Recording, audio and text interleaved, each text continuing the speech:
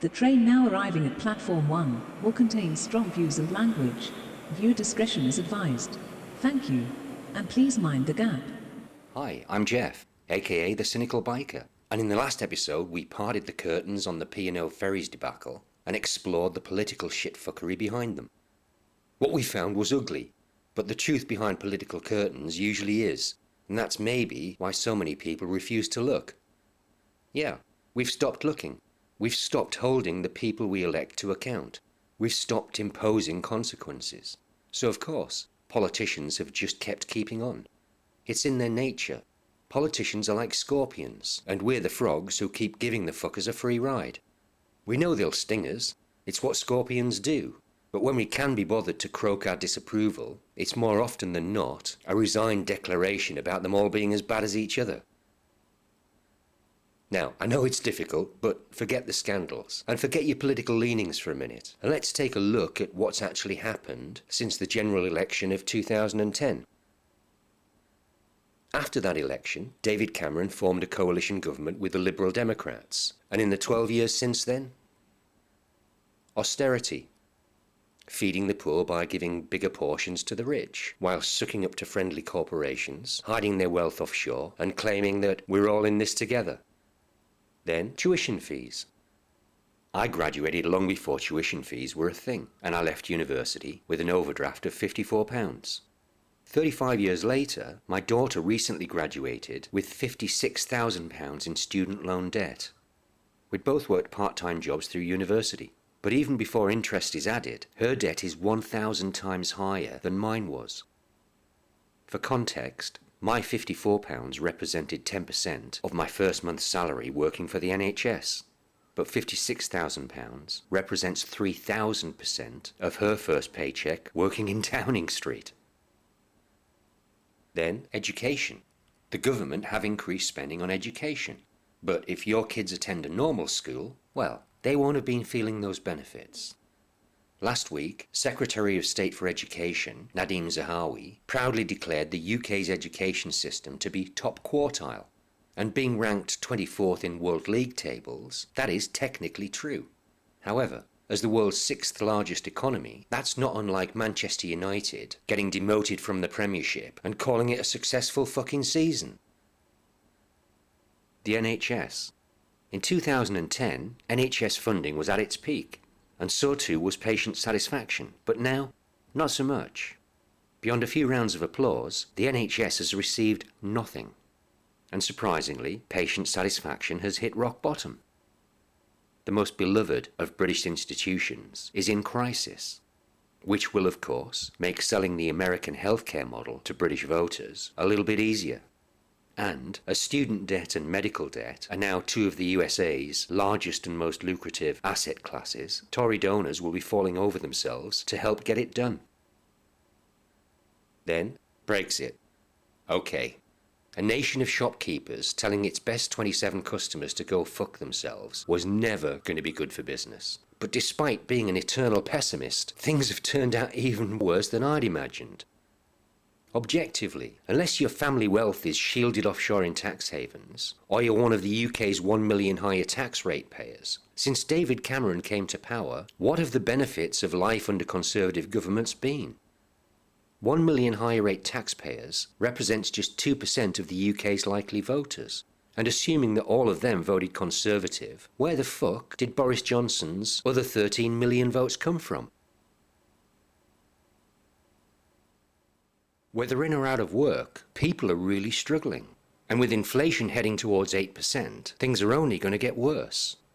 Our Minister for Brexit Opportunities, Jacob Rees-Mogg, finds the rising number of food banks in Britain to be rather uplifting. But for those of us who actually give a fuck, food banks and people sleeping on the streets are generally signs that people are actually suffering. And those suffering are no longer just the Tories' usual suspects. You know, the lazy Labour layabouts and teenage single mums. It's affecting regular people, people with full-time jobs, people who've never struggled before. It might not be you, but it will be hurting people that you know. And with energy costs rising by 54% this month, their pain is only going to increase. Boris Johnson blames the spike in world energy prices, and in a statement this week said, Just as we did with COVID, we will make sure we look after people to the best of our ability. When I heard that, I did wonder if he was being sarcastic, but apparently not. And after France capped their rise in energy price at just 4%, I did wonder if Boris would see that as another Brexit win. Outside of Westminster, families are choosing between heating or eating, between putting petrol in the car or coins in their electric meter. But Boris Johnson can't even remember who gave him the extra £52,000 to finish tidying up his apartment. It wasn't Lord Lebedov of Siberia, you know, the oligarch's son of the Russian KGB agent who he elevated to the House of Lords, or Lubov Kurnichin, the Russian oligarch who gave £160,000 to Boris to play a game of tennis with his wife, or the British businessman Tony Ross, who paid for Johnson's holiday on the private island of Mustique, or the equally wealthy Goldsmith family, who funded his luxury holiday in Marbella. And although she's even richer than the Queen, I don't think it was Chancellor Rishi Sunak's wife. The extra £52,000 for Boris's apartment actually came from Tory donor and former party vice-chairman Lord Brownlow of Sherlock Row, with the other £60,000 coming from hard-working British taxpayers. Talking of taxpayers, in the week that Chancellor Rishi Sunak dipped deeper into our pockets than any Chancellor in the last 70 years, the pockets of Akshata Murthy were seemingly deemed off limits. Akshata Murthy is Rishi Sunak's wife, and despite being even richer than the fucking Queen, she pays even less fucking tax. With endless gifts and holidays for our Prime Minister, special tax breaks for the Chancellor of the Exchequer's wife, and MPs claiming that an additional £20 for families on universal credit is too much, but their basic salaries of £82,000 isn't enough to live on, we obviously aren't all in this fucking shit together. It beggars belief that ministers and MPs can be so fucking tone deaf, and on the day that the Metropolitan Police issued 20 penalty fines relating to government parties during lockdown, what did Boris Johnson do?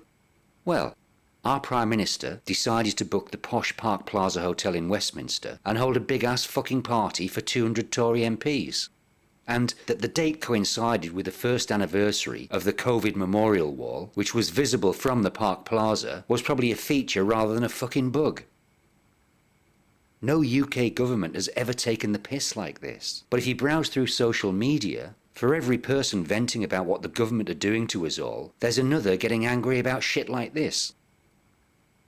I saw this picture posted by a friend of mine who lives in Kent. An intelligent guy who can tie his own shoelaces, and he's angry. Not about rising fuel costs, child poverty, higher tax burden, the loss of a triple lock on his pension, unaffordable housing for his kids, or even 800 of his seafaring neighbours losing their jobs. But because an unknown stranger to a friend twice removed has posted a meme about menstruation in men. He's honestly beyond himself with rage. It's the end of civilization as he knows it. And if the petrol stations near him in Kent had any petrol, and the M20 motorway wasn't blocked with parked lorries, he'd be driving up to Whitehall with a fucking placard. Actually, he wouldn't, because have you seen the price of fucking diesel at the moment? Browsing back through his timeline, a few months ago he was angry because Meghan Markle had corrupted an English prince. And then he bought a ticket to watch England play in the Euros, jeered at the English players for taking a knee before the game, and then blamed their lack of motivation when they lost it. At one point, he was angry about the National fucking Trust, something to do with publishing information about slavery, and that anger was related to the footballers taking a knee, because apparently it was all part of the slippery slope towards reparations. He also used to be quite outspoken about the EU's strangulation of farmers and fishermen, but nowadays they don't get mentioned so much. Being from a coastal town in Kent, those earlier concerns were understandable. But as a man who refuses to travel inside the M25 motorway, his anger for a mayor whose powers don't extend beyond it seemed less understandable. But boy, does he not like Sadiq Khan. Nowadays, he's very angry about words. You know, the correct employment of pronouns, and incorrect employment of woke. And when there's nothing on the front page of the Daily Mail to anger him, he'll remind his followers how Winterval has sucked the joy out of Christmas for all of us. We've all got a friend like him. And I've known mine for 20 years. He's always been the angry man of Kent, but in the decade since we last shared a beer together, I've seen the direction of his anger changing. He still gets angry about parking tickets, clients cancelling meetings, his boss being a dickhead, and everything about travelling on budget airlines. But just as the Queen and Akshata Murty are strangers to taxes, Tory politicians and their policies are strangers to his wrath. Along with 17 million others, in the 2016 referendum on EU membership, he voted Leave. And in 2019, he joined 13 million others and voted to keep the Conservative government in power. He wanted to get Brexit done and to escape the unspecified bureaucratic stranglehold that Brussels held on the UK. But even more than that, he wanted to keep the socialist, Russian mole Jeremy Corbyn and his Labour Party way the fuck out of Downing Street. When on the 23rd of June 2016, Britain voted Leave, he'd been a very happy man. And when 4 months later Donald Trump became the 45th president, he'd been on an absolute fucking roll. He wasn't so happy to see Theresa May replacing David Cameron, but when Boris Johnson became leader of the Tory party, the smile had certainly returned to his face. Like with Donald J. Trump, he'd seen Alexander Boris de Perfeffel Johnson as a man of the people. In his eyes, they are two men he can relate to. An old Etonian former member of the notorious Bullingdon Club, and a man who literally shits in a gold-plated toilet. So coming from a working-class man in a floundering town in Kent, that relatability did seem a little bit strange to me. Since I set out on my travels, my friend's 3 kids have all gone through university, and if I thought my daughter's student debt was high, well, you can imagine what their combined debt had been. Through a combination of that student debt, a lack of graduate opportunities, 0-hour contracts, and unaffordable housing, with 2 of his kids living at home into their 30s, his plans to downsize the house had been put on hold. Therefore, his own retirement plans had been put on hold, delayed by at least 3 years. But hopefully, his twice-cancelled NHS hip replacement operation is going to happen soon. At the same time, he's seen the number of homeless people asking for loose change around his office rising. His own retirement age rising, the number of food banks in his hometown rising, unemployment amongst his seafaring neighbours rising, his own cost of living rising, and now his own taxes are rising too. After working hard for 50 years, he has every right to be angry. But as Jeremy Corbyn and Bernie Sanders have moved away from power, he's become convinced that a stranger in Australia with a dozen followers on Instagram is destroying his way of life with memes. It's also the National Trust for telling the truth about Great Britain's involvement in the slave trade. The Mayor of London, who prays beneath a dome and not a spire. England's footballers who take a knee. The snowflakes, the social justice warriors, and more importantly, the woke. Back in the 70s when I held up a placard saying "Save the Whale," nobody accused me of hating on fucking dolphins. But when he responds to Black Lives Matter by adding All Lives Matter to everything he tweets, that's how fucking ridiculous he sounds. Adding Blue Lives Matter makes him look like an even bigger fucking idiot. But if he thinks that accusing somebody of caring about other people is an insult, then he's an absolute fucking moron. Woke is not an insult. Jeremy Corbyn is not, and never has been, his fucking Prime Minister. And if he wants to know who's to blame for the shitty mess that his country's in right now, then he needs to look at these. For the last 12 years, Tory Prime Ministers and their cabinets have been responsible for making and breaking the rules that the rest of us have to abide by. Not Jeremy Corbyn, Keir Starmer, or Bernie fucking Sanders. And after taking a look at who's been sitting on the front benches of the House of Commons for the last 12 years, he should take a look in the mirror in his own house and ask himself who put the fuckers into government and kept them there. You know who isn't responsible for making his life shitty? Some Australian stranger with a dozen followers on Instagram. Or the he who had the bravery to declare themselves they. Or the athlete who believes that black people wanting their lives to at least matter isn't too high a fucking bar. Or the footballer who thinks that in the world's 6th largest economy, hungry kids should probably have food. And as he dislikes people who suck on the tit of the state, then what's his problem with an accidental descendant of William the fucking Conqueror finally deciding to start paying his own way through life? When he bought the Brexit lies, I honestly understood how that happened. The messages were clever, designed by people who worshipped Edward Bernays, and Project Fear was absolute fucking genius. But as my angry man of Kent and his millions of deluded fellow travellers continue to reject the evidence of their eyes and ears, the understanding I once had has fucking evaporated. Yes, they were lied to, and now they know they were lied to. But as they keep coming back to the trough for more, and directing their anger as instructed, I can only conclude that they absolutely fucking love being lied to. In case you were wondering, my angry friend is a real person. He is my angry man of Kent. And over on Facebook, I've probably got an angry friend for every county in England and Wales. My friends in Scotland and Ireland seem less angry. And you'll have angry friends too. And if you're an American, you've probably got a few more than me. And that's why I've melted away from Facebook in recent years. Objectively, the fears of our angry friends are irrational and easily countered with evidence. But nowadays, the value of facts and evidence isn't what it used to be. Fake news, alternative facts, witch hunts. You know the score. For my angry man of Kent, his kids' student debts are visible. The price of his petrol is visible. The blocked M20 motorway is visible. His unemployed neighbours are visible. His rising utility bills are visible. His delayed retirement is visible. His rising taxes are visible.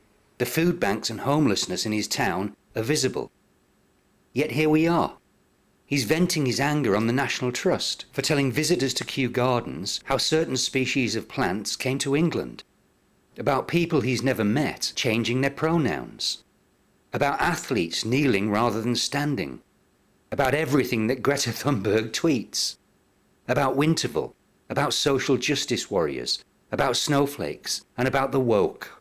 And of course, about an Australian stranger posting memes about menstruation being a non-binary issue. As none of these things affect him or his family directly, his fear and anger can't be natural. They're not instinctive. They've been learned and adopted from others. And it's no coincidence that when it comes to voting in elections, fear and anger are two of the most effective motivators. Throughout history, the powerful have always pointed blame at the powerless, the people without a voice to fight back. And when social media finally gave them the voice they needed, the culture war was the weapon they began using to drown them out. By creating new targets for anger, the powerful are deflecting anger from themselves. And as they continue digging deeper into our pockets for more, they're going to keep fueling those fires of hatred. Because they know that if the culture war ever fizzles out, the long overdue class war is going to begin. Anyway, that's me vented for this week. So keep on minding the gap, and I'll be back with another rant soon. This is Cynical Biker signing out. Bye-bye now.